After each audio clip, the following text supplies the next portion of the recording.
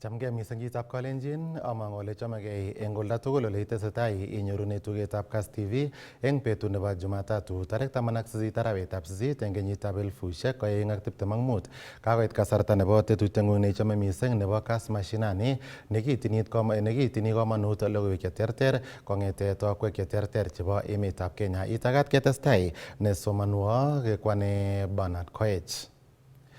Kitaune taonitab Mombasa ole tesetai eng nguni tuyetab kenyini nebo kirwokikab kapkirwok nanan mising ko Judges Colloquium ole indochin tuyonoto Chief Justice Martha Koome ole mitei kandoik alake chebo Judicial Service Commission koboto kirwokik kobun kapkirwok cheterter chebo emoni. Ng'olyo neo netelele tuyonoto bo kenyini nebo Judges Colloquium 2025 ko Digital Transformation, Technology and the Law Tech Justice akebedi nguno agenge eng agenge akoi taonitab Mombasa asikepchiit ng'alaletab Chief Justice Martha Koome. Guidance on the measures we should adopt to fortify our resilience. Indeed, as the threat of the judicial independence is not confined to Kenya,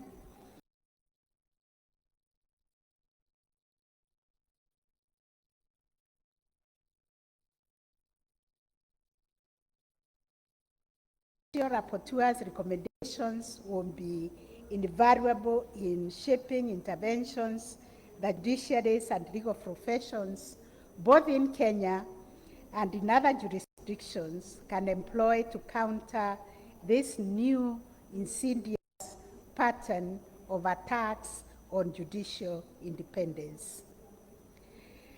Brother and sister judges, I'm deeply conscious that the demands of our daily judicial work, compounded by the new and growing cyberbullying and harassment, have placed an enormous strain on our mental wellness. Our mental well-being has been tested by the pressures of heavy caseload, the emotional weight of adjudicating sensitive disputes, and the sometimes hostile public environment can take a toll on even the most resilient among us. It is therefore imperative that we move actively towards developing innovative and sustainable ways of nurturing mental wellness and resilience within the judiciary. It is in this spirit, following the two very successful wellness retreats convened over the last 2 years by the Kenya Judges Welfare Association, that we conceived the idea of Judiciary Families Initiatives. We all appreciate that judges are human beings who need to live a healthy, balanced life. The demands of the office of a judge is enormous. A judge is a community leader, a judge is a family person, a judge is a spouse, and carries other social responsibilities. This idea can be perfected, the idea of family or judiciary family can be perfected over time. It is a start that can go a long way to help us see how we can support each other in this journey and make the life of a judge less lonely, make it more productive, and create an environment where a judge can thrive. We are not just here to work, we are also here to thrive as human beings, because that's what God intended of us. Therefore, under this initiative, we thought of creating 20 families, each comprising of 10 judges from all the courts, designed to provide a smaller, close-knit community within the wider judiciary. The aim is to strengthen collegiality, encourage meaningful peer-to-peer support, and entrench a culture of mutual care. You do not seem to appreciate the judiciary family. Since I live in an empty nest, my children have grown, I'm really looking forward to the judiciary family. Within these families, judges are encouraged to check in on one another during this colloquia.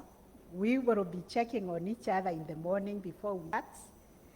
We will be sharing our experiences and provide a safe and supportive space to discuss both professional and personal challenges. Beyond offering emotional support, these families also serve as vehicles for structured peer review. Justice Renaura has been struggling to put together a peer review mechanism. We hope within these family setups, we can see how we can foster mutual accountability and continuous professional development. In this way, the initiative seeks to reinforce the sense that none of us walks alone, that in the face of professional pressures or personal struggles, every judge has a circle of trusted colleagues to turn to.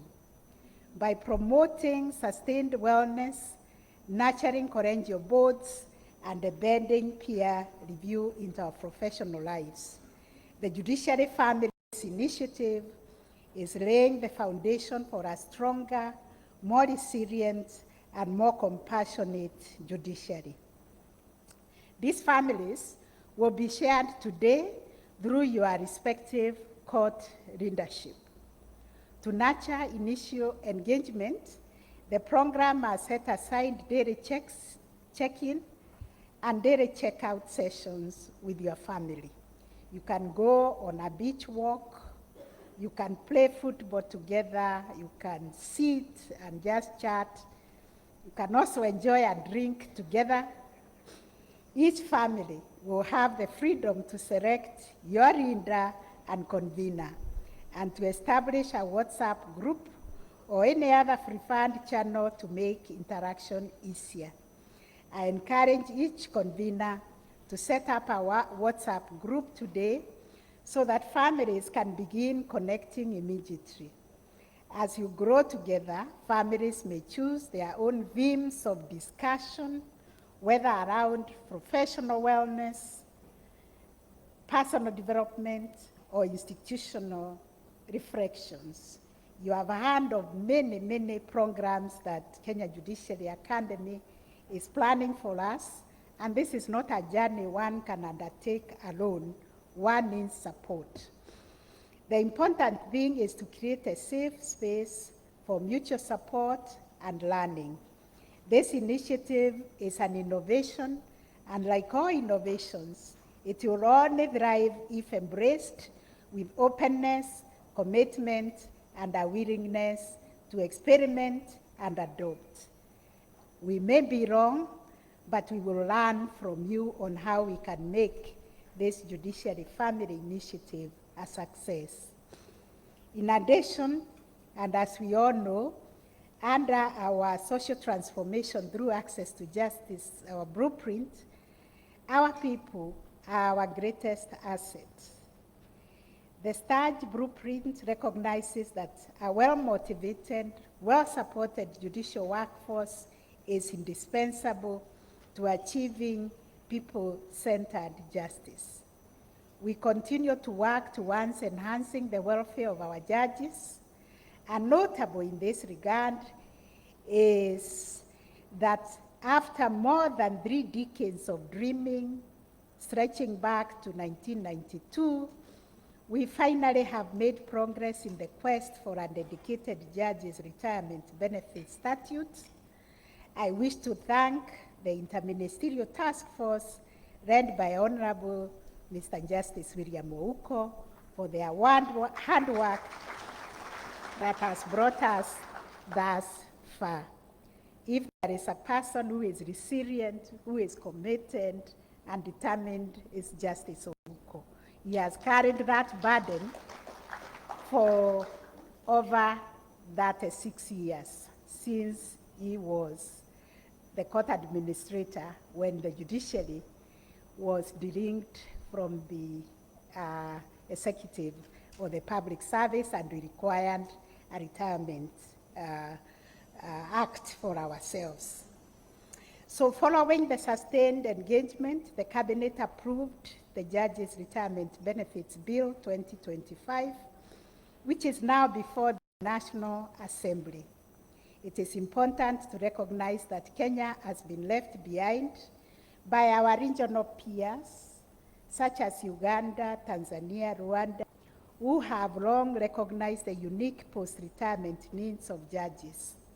I wish to assure you of my personal commitment to continued engagement with the National Assembly and the Salaries and Remuneration Commission on this bill so that we can collectively deliver justice not only to litigants, but also to you judges who toil day and night, who dedicate your lives to the service of justice. We cannot let you go unattended. To conclude, I wish all of us an inspiring and also relaxing week ahead. Let us engage with collegiality and learn from one another. In doing so, we will not only enhance our own capacities, but also fortify the judiciary's ability to serve Kenyans in an era defined by rapid technological change.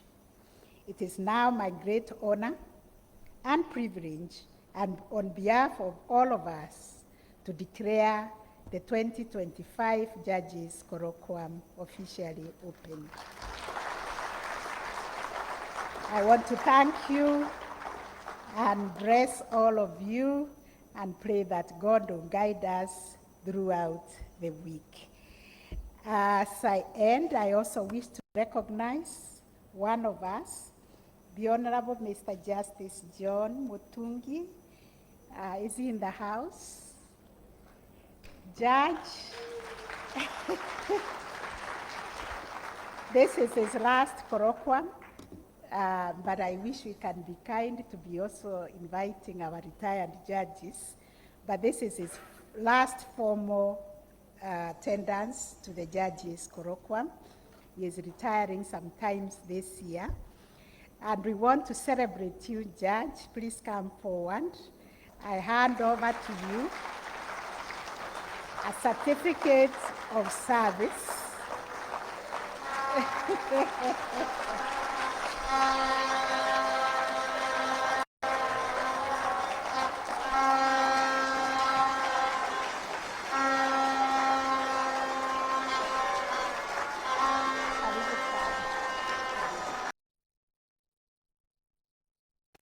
Chotonyitab Kalenjin ko pichainik chebo agenge eng agenge cheitun kong'ete taonitab Mombasa chebo tuiyetab kirwogik chebo kapkirwok nebo judiciary nekiyoe eng kenyit age tugul ole kaindochi igorta nebo yatetab tuiyonoto Chief Justice noto ko Martha Koome ne ine kora ko President nebo kapkirwok noto nebo Supreme Court.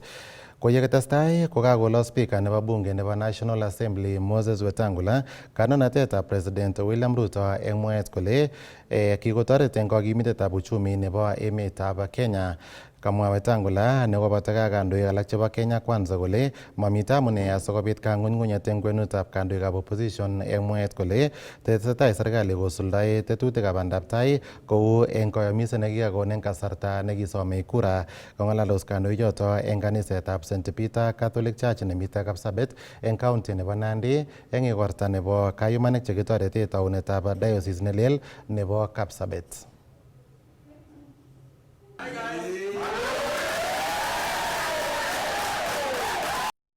Kwa sababu nyinyi hamtaki kushurutishwa au kuambiwa enda huku, nyinyi mnajua ile njia yenye tuko na rais wetu.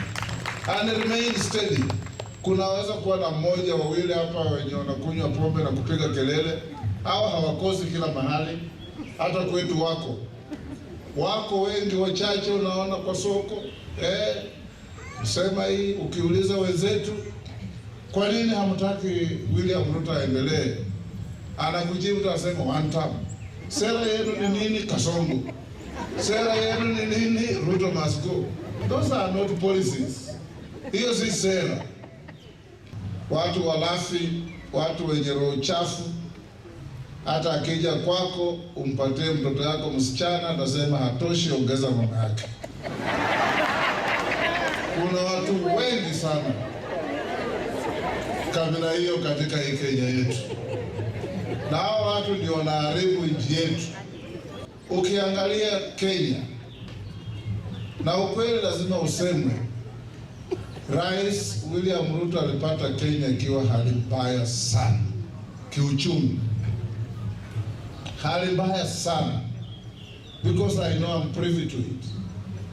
And the heavy lifting he has done to get the country where it is. When we came in, I asked him, my friend, hii country tutaiweza hata miezi 6? As you judge leaders, and particularly as you judge the president, judge him fairly by comparing what he has been able to do now and what the leaders who came before him did within the same period. Because sahi tunaulizwa, we are being asked, why has the president not done 1, 2, 3 things like what Uhuru did in the 9th year? What Kibaki did in the 9th and 10th year is what people are asking that William should have done in 2 years. We need to be fair. If you look at what William Ruto has done in 2 years and compare with what Uhuru Kenyatta did in 2 years in his first term, compare with what Kibaki did in his 2 years in his first term, you will have an objective and a fair conclusion that William Ruto has exceeded expectation in the term that he has worked within the last 3 years. Kwa hivyo wala ambao wamezoea slogan ya one time mama nini ambia haiko hapa. Hata wewe Felix kwenda mwambia nyumbani iko sawa. For the last 1 month Kenya imekuwa na amani. For the last 1 month tumekuwa tumeungana kama Wakenya. Lakini kuna mtu alipoka Amerika, tunasikia anataka kurudi tena. Father, muombe huyo mtu akose fare ili aende kubaki huko Amerika kabisa. If there is any government that has done the greatest since independence, ni serikali ya William Samoei Ruto. Bila uchumi mzuri utaweza kupata chochote. So as government is establishing and creating an enabling environment, we want all of us to work very hard in whatever business, whatever enterprise you are carrying out. If you are a farmer, enda uwe mkulima mzuri. Kama unafanya kazi ya bodaboda, ufanye kazi kwa bidii.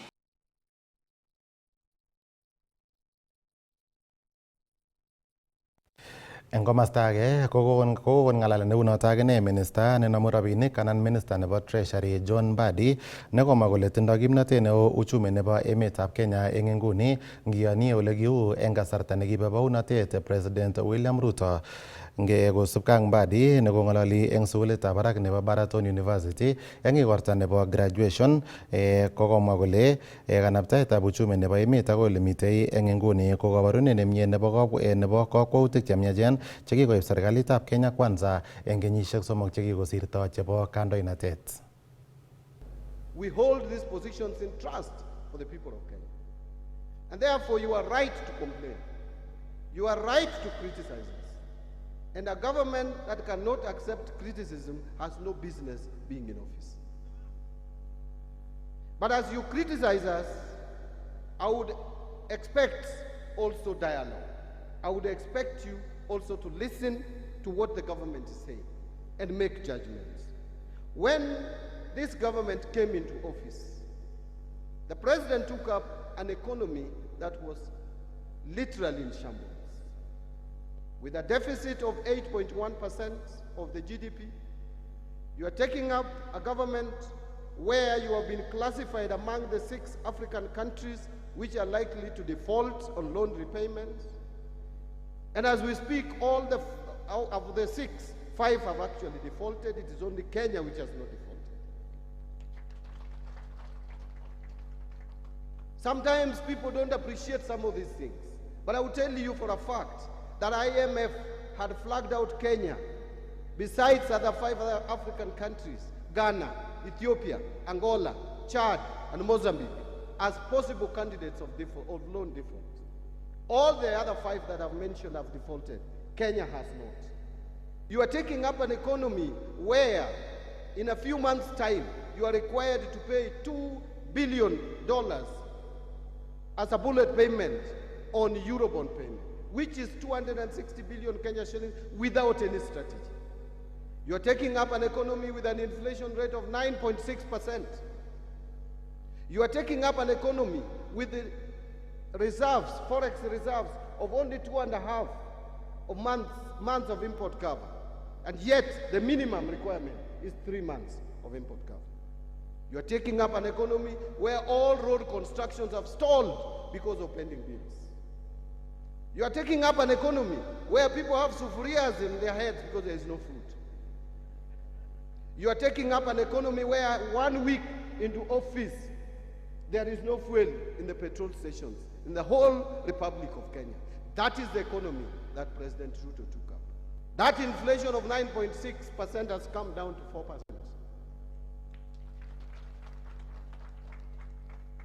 That foreign exchange reserve that was barely 2.5 months of import cover is today 5 months of import cover. The shilling, which was dangerously moving to 165 to the dollar, is now at 129 shillings to the dollar. The government, which was borrowing 91-day treasury bill at 91-day treasury bill at 16 to 18%, is today borrowing at 8.3%. The interest rates that was being extended to the private sector at 22% now has come down to 16, 15%. And we expect it to come even more down. That budget deficit has been narrowed now to 4.8% from 8.1%. There is no real danger now of possibility of defaulting on our loans because we managed the 2024 Eurobond loan and we have even paid in advance the 2027 Eurobond loan because we didn't want to get into the same space that we found ourselves into because those who were in the office then did not think strategically to manage our liability in a way that would not expose our economy. We have decided to do it differently. We have no danger of defaulting anymore. Now we can discuss other things, but not defaulting on our loans. The sufurias which were on our heads, and I was one of the people who was putting up sufuria on his head. Now, there is no sufuria on my head. Instead, there is this academic gown on my head.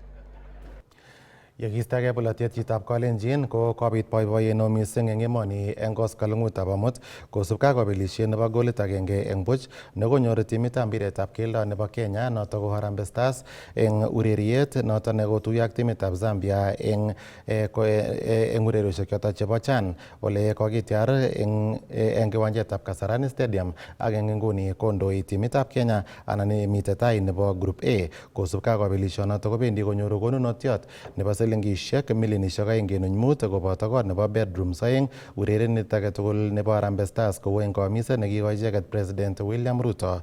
Eng nguni kotetat kotuiyo Harambee Stars ak timitab Madagascar eng kebeberta nebo quarter finals nekiyoe eng betutab komut kasit nebo wikini eng kiwanjanoto bo Kasarani Stadium.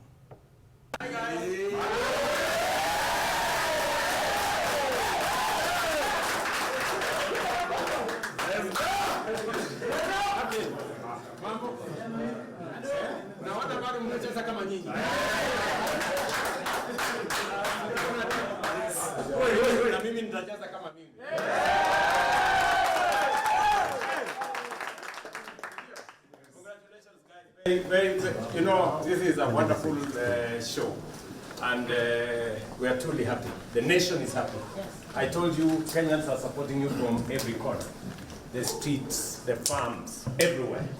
And thank you very much for lifting our country and our status very high.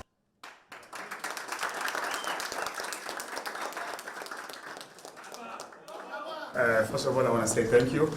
I think sisi wachezaji hatuna kitu chochote cha kukwambia ila kukushukuru. Mwenyezi Mungu akujalie maisha marefu, akujalie usiwahi gonjeka hata siku moja. Mr. President, tunashukuru na kama unavyosema, sisi hapa hivi I think tulihavi ile promise yetu. Correct. And kama wachezaji na captain wao ulitupromise na sisi tukapromise kwa hiki kombe tutabaki hapa.